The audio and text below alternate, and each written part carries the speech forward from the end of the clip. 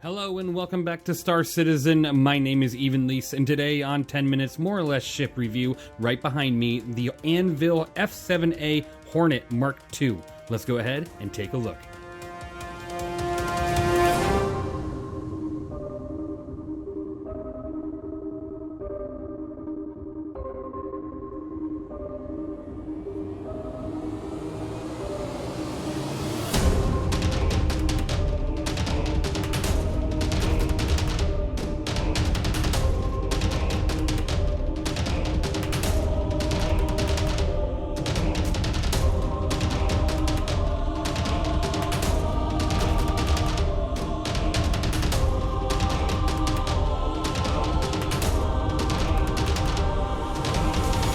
Alright, welcome back to another review. Today, the ANVIL F7A HORNET MKII. This is the military version of the F7C HORNET MKII. So, pretty much give a civilian a Abrams tank without the gun, and then upgrade it with giving it the gun, and there you go. You have the ANVIL F7A. And I use that as kind of a way of an example because the F7C doesn't have nearly as many weapons as the F7A does, and it's just quite a beautiful looking ship. And honestly, it really is. I mean, look at this nice camo pattern on here. It's almost kind of like an ACU or a digital looking pattern to it. Really like the look of this ship. Now, this ship isn't currently available to purchase on the Pledge Store, and it's not currently available to buy in-game either. This is the upgrade that you get, or that you would have got if you completed the mission series earlier in the year, that would have upgraded the F7C MK2 to the F7A.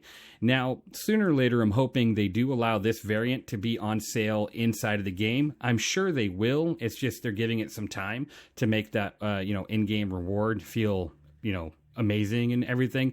And I think that was really cool. Allowing in-game rewards to give you certain upgrades to ships is always a really cool idea, but only as long as they're sooner or later going to add it in-game. That's, again, a personal opinion. I hope they do add it. I don't know, but yeah. Maybe sooner or later. Now, if you were to get the F7C MK2, that is $175 on the Pledge Store, so kind of expect it to be around that price. Probably add $30 to $50 just because the military version would be a little bit more expensive if they do ever sell this version on the Pledge Store. In-game, I'd probably see this thing around 3 to 6 million in aUEC, but I don't know. Now, taking a look at its damage output, this thing is phenomenal. It is 3,432 DPS, and that's due to the fact that it has 4 size 3 Omsky 9 laser cannons and 2 size 4 Revenant ballistic Gatling guns. A pretty big amount of weapons, if you ask me, and it also has 8 size 2 Ignite 2 missiles. So, a little bit of a missile armament, which is always good. This thing just looks really cool.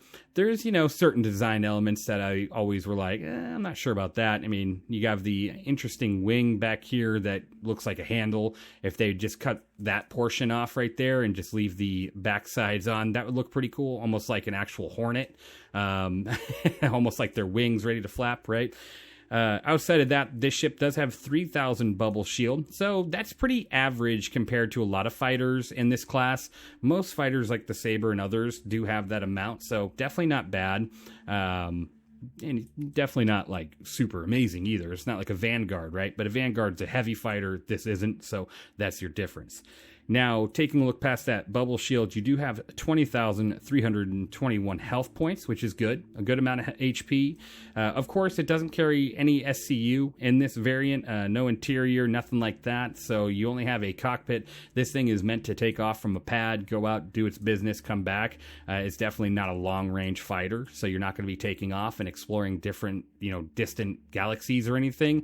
Not without jumping from point A to B, like station to station to station, and that kind of makes sense, right? This is like a carrier ship, something you would see taken off from a Kraken or a Javelin or a Bengal, not exactly something you would be seeing fly from, Stanton to Pyro and from Pyro to Nynx without stopping. Point being, it's definitely not meant to go long distances.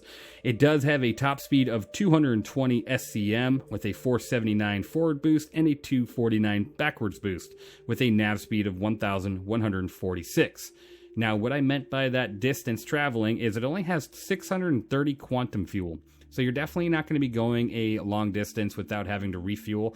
But then again, you have ballistic guns on here that you're going to need to rearm anyways. So it's, you know, not a bad idea that you're going to be jumping from station to station or from outpost to outpost and rearming anyways. So moving on from there, this thing is amazingly maneuverable, and it has just such a great top speed. So you really can outpace quite a few fighters out there. There's other ships that can definitely outmaneuver this thing, like the Arrow and the Gladius can keep up, and other light fighters like the Saber. But this ship definitely has a leg up. Like if you're facing an F8 Lightning, you can definitely get behind it and not have to worry about that thing turning on you, because you can pretty much outmaneuver it.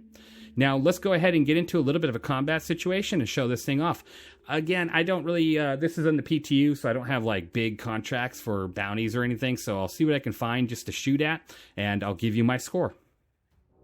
Now, another point I would like to make before getting to my bounty here is that this ship has a low EM rating, but not as low as the F7C or other F7 series of ships.